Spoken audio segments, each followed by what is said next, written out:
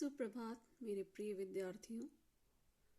आज आगे के अध्याय में मैं आपको दीर्घ संधि के विषय में बताऊंगी, जिसका सूत्र होता है अका सवर्णे दीर्घा, अर्थात आ, ई, उ, री तथा रे के बाद यदि समान स्वर आए तो दोनों के स्थान पर दीर्घ समान स्वर हो जाता है।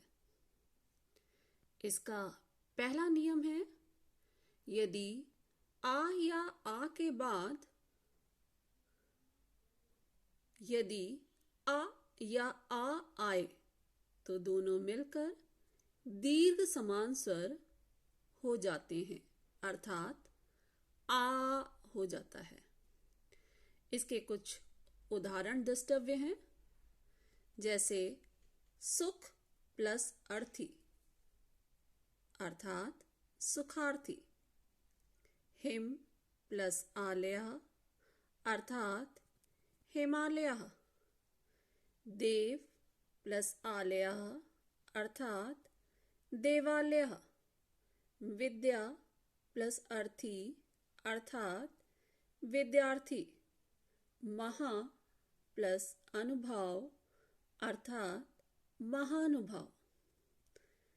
अब हम आपको इसके द्वितीय नियम से परिचित कराते हैं कि यदि ई या ई के बाद यदि ई या ई आए तो दोनों मिलकर दीर्घ समान स्वर अर्थात ई हो जाता है। उदाहरण, यदि उदाहरण स्वरूप इसको समझाएं तो इसमें पहले अक्षर को या पहले वर्ड को, पहले शब्द को हम कहेंगे कपि प्लस इंद्रः, इसका हो जाएगा कपींद्रः।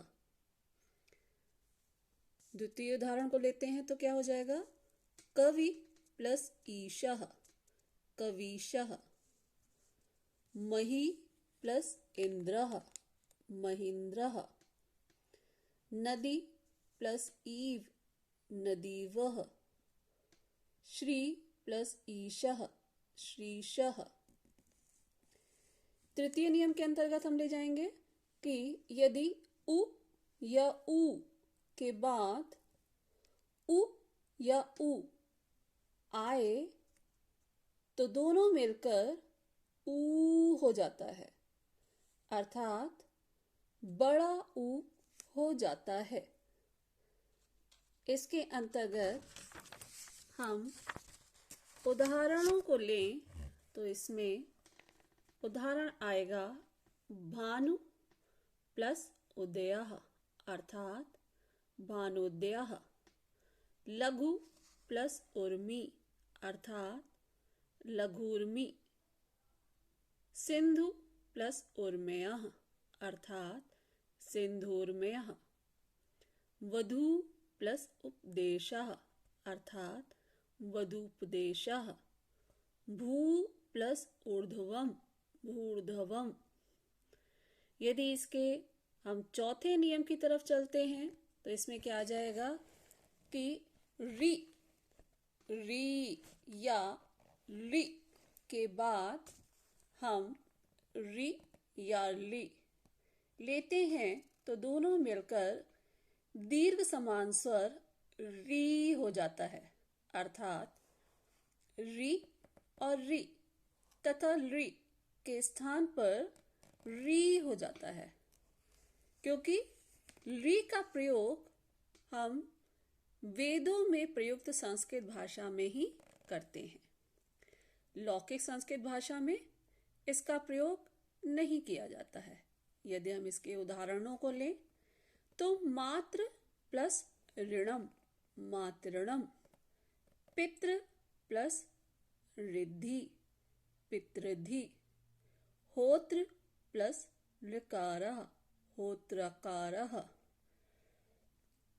तो मुझे विश्वास है कि आपको दीर्घ संधि से संबंधित सभी नियमों का ज्ञान हो गया होगा। अब एक अध्यापिका का ये कार्य होता है कि वो अगर अपने विद्यार्थियों को कुछ भी सिखाती है तो उसके लिए अभ्यास कार्य अवश्य देती है।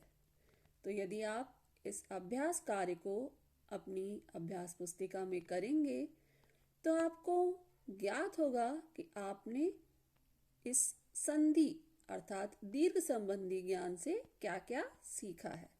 तो ये कुछ अभ्यास कार्य के लिए आपको दिए गए हैं। इसकी आपको संधि करनी है। इन शब्दों को मिलाकर आपको लिखना है कि आपने क्या सीखा। धन प्लस अर्थी इक्वल टू जल प्लस आशयः इक्वल टू धन प्लस आगमः पुस्तक प्लस आलयः। अब ये आपका बड़ी ई की संधि पर है, यानी कि आप बड़ी ई से लगा के बनाएंगे।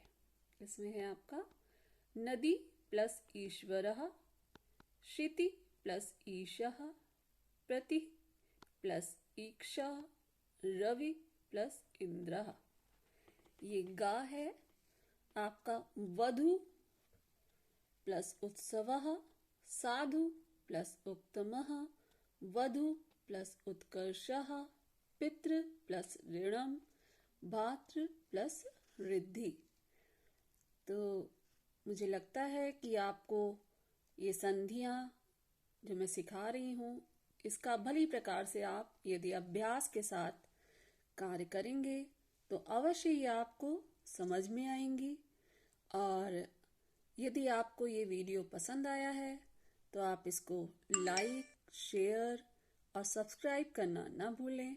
बेल आइकन अवश्य दबाएं जिससे मैं आगे जो भी वीडियो बनाऊं वो आपके पास तुरंत ही पहुंच जाए।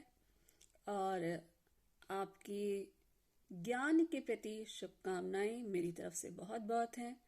आप हर प्रकार के संस्कृत से संबंधित ज्ञान को प्राप्त करिए, यही मेरी शुभकामना है। धन्यवाद।